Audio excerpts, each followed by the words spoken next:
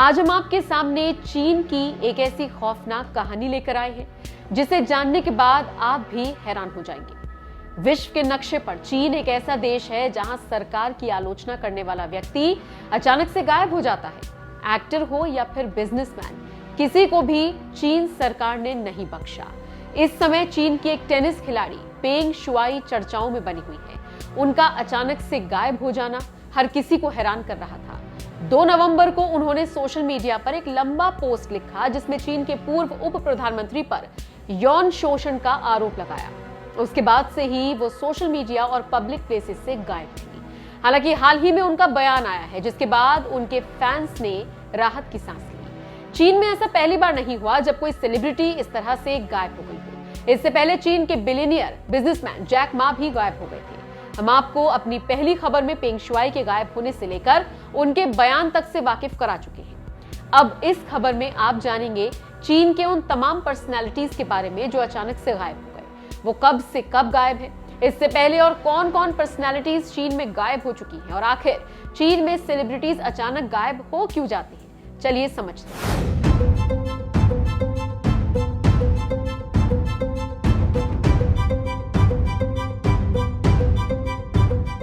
पहले तो आप ये जान लीजिए कि चीनी सरकार के काम करने का तरीका बहुत अलग है।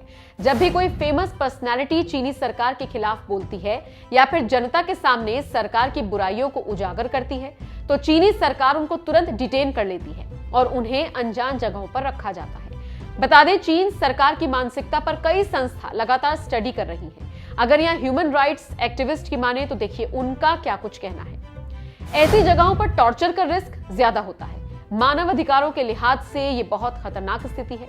अगर किसी घटना के बारे में कोई नागरिक किसी को बता रहा है तो ये स्वतंत्रता, जागरूकता और फ्रीडम ऑफ स्पीच का मामला है। वुहान की लैब में से कोरोना वायरस लीक के केस में भी जितने भी मुखर पर्सनैलिटीज थी धीरे धीरे सब गायब हो गई। इससे समझ आता है कि चीनी सरकार के काम करने का तरीका दूसरी लोकतांत्रिक सरकारों के मुकाबले बिल्कुल अलग है।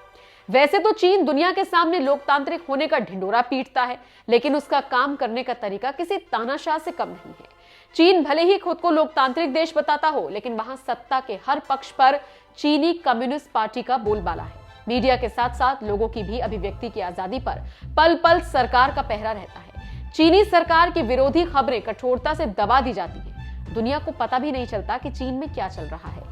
बता दें, चीन में गायब होने वाले लोगों की लिस्ट में एक्टर, एक्टिविस्ट से लेकर स्पोर्ट्स पर्संस तक के नाम शामिल हैं। चीन ने अपने नागरिकों के साथ ही दूसरे देशों के नागरिकों को भी कथित तौर पर डिटेन किया है। चलिए अब आपको बताते हैं अब तक कौन कौन से सेलिब्रिटीज चीन में गायब हो चुकी हैं।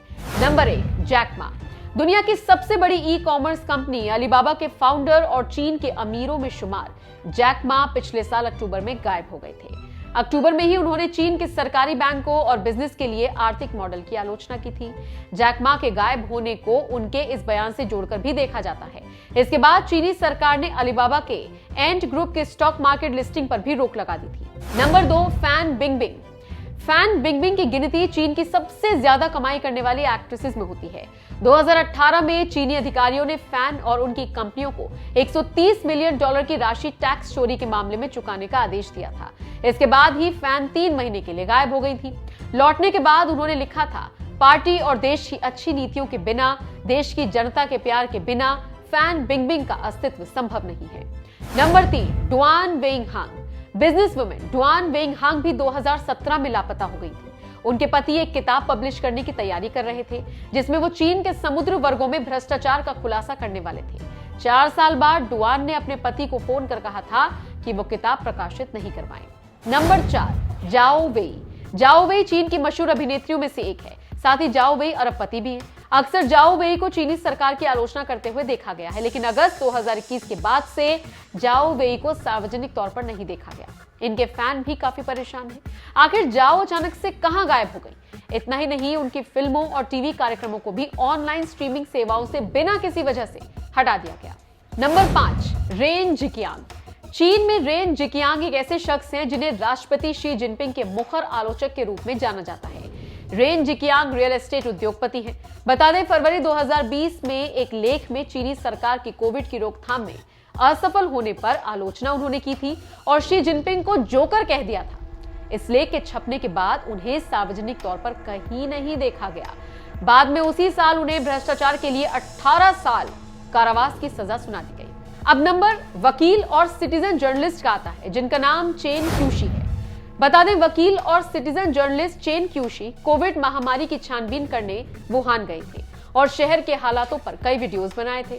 इस वीडियो को चीन की जनता देखने के बाद आलोचना भी करती हुई नजर आई थी। इस वीडियो को चीन की जनता ने देखने के बाद आलोचना भी की थी। इसके बाद फरवरी में उन्हें सरकारी अधिकारी ले गए और फिर उन्हें करीब 600 दिनों बाद देखा गया। वो कहते हैं, इस दौरान उनके साथ जो कुछ भी हुआ उनमें से कुछ चीजों के बारे में तो बात की जा सकती है, लेकिन कुछ और चीजों का जिक्र नहीं किया जा सकता। नंबर 7, लू गुआंग। गायब होने वालों की लिस्ट में चीन के फोटोग्राफर लू गुआंग भी शामिल हैं। बता दें, लू गुआंग लंबे समय से अमेरिका में रह रहे थे, लेकिन साल 2018 में चीन के शिकियांग प्रांत में उन्हें लोगों ने देखा था। तभी उन्हें सरकारी अधिकारी ले गए। मामला अंतर्राष्ट्रीय स्तर पर गया और उनके गायब होने की बहुत आलोचना हुई। सितंबर 2019 में उनकी पत्नी ने ट्वीट कर बताया कि उन्हें कुछ महीनों पहले छोड़ दिया गया था और वो अब सुरक्षित हैं। नंबर 8, मेंग होंगवेई। मेंग होंगवेई जो इंटरपोल के पूर्व अध्यक्ष हैं, इन्हें भी चीनी सरकार ने नहीं बख्शा।